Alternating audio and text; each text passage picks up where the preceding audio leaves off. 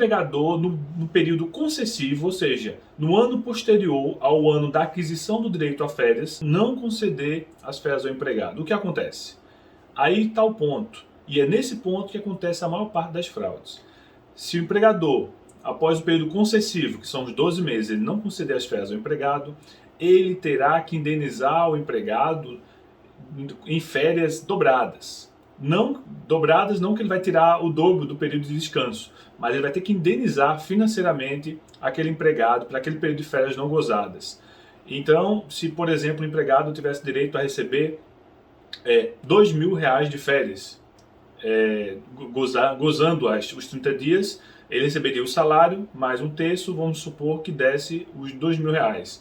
Se durante o período concessivo o empregador não conceder esse período de férias, após esse período, automaticamente ele terá que indenizar o empregado em mais R$ 2.000, que seria o período de férias que ele não gozou, além de ter a obrigação efetiva de pagar aquelas férias do período aquisitivo normal. Então, no total, o prejuízo para o empregador nesse caso seria de R$ 4.000, um período que não foi concedido, mais esse período em dobro, que geraria mais os R$ 2.000. Então, mas o que acontece? Para burlar, né? Aí onde está a dica, para burlar a regra e para burlar, inclusive, essa punição, né? Que visa, inclusive, fazer com que os empregadores respeitem o período de descanso anual dos empregados, porque o empregado que não descansa é um empregado que adoece. Ele adoece se ele não descansar durante a jornada de trabalho, ele adoece se ele não descansar anualmente também. Então, por isso que existe esse direito, é para poder realmente garantir um descanso e garantir a qualidade da prestação do serviço pelo empregado. Que a saúde do empregado, sobretudo, está acima de qualquer ganho patrimonial que o empregador possa visar. Então, um empregado saudável é um empregado também muito mais efetivo, muito mais produtivo. Então, isso tem que ser uma máxima. Então, o que acontece? Quando o empregador, sabendo que ele não concedeu o período de férias, ele não concedeu as férias no período concessivo, né, oportuno, que deveria ocorrer, e aí, passando o prazo, ele chama o empregado no RH e diz, olha, vou conceder suas férias. Isso já fora do período concessivo. Vou conceder suas férias. Ah, ok, o empregado leigo, assina aqui o recibo de férias, que aí você já vai, a partir de amanhã você já está de férias. O empregado não vê e assina. Só que no recibo de férias vai constar o quê? Uma data anterior, uma data que está dentro do período concessivo. Como essa data está dentro do período concessivo, mesmo que o empregado, ao ser demitido posteriormente, narrar esses fatos para o advogado dele, no intuito, né, de falar que teve esse problema com atraso, o advogado dele, se tiver acesso ao recibo de férias, que muitas vezes o empregador entrega o recibo de férias normal, entrega uma segunda via para o empregado, o advogado, ao ter acesso a esse recibo de férias, vai constar lá que consta a assinatura dele recebendo as férias durante o período concessivo. Então, nesse caso, o empregado perdeu, esse exemplo que eu dei anteriormente, R$ 2.000 de indenização, que é esse período de férias dobrado. E períodos de férias que são sonegados reiteradamente, eu já atuei em casos onde houve uma negativa de concessão de férias durante 5 anos, 6 anos. Teve casos, por exemplo, de empregados que trabalhavam em vínculo clandestino, ou seja, nunca o empregador tinha assinado a carteira deles, e ele estava trabalhando na empresa há 10 anos.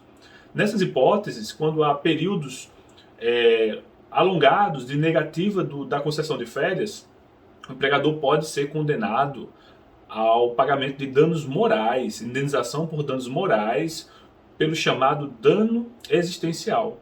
É quando o empregador ele nega ao empregado o direito ao convívio social, por exemplo, com a família, com amigos, o direito a poder ter um projeto de vida, ele conseguir estudar para poder tentar progredir na sua vida profissional, inclusive, e o direito, sobretudo, também importante, que é o direito ao descanso. Se ele, de forma reiterada, ele nega esse direito ao empregado, e isso, por si só, né, tem um condão lesivo de prejudicar a saúde dele, além dos outros contextos sociais e profissionais que eu falei, que geralmente ocorre quando caracteriza até uma jornada extenuante, tem empregados que trabalham 15, 16 horas. Nessas circunstâncias, também pela falta da concessão das férias, o empregador pode ser condenado sim ao pagamento de indenização por danos morais em razão do patente dano existencial que ele está fazendo com que o empregado suporte durante o contrato de trabalho. Então, é muito importante.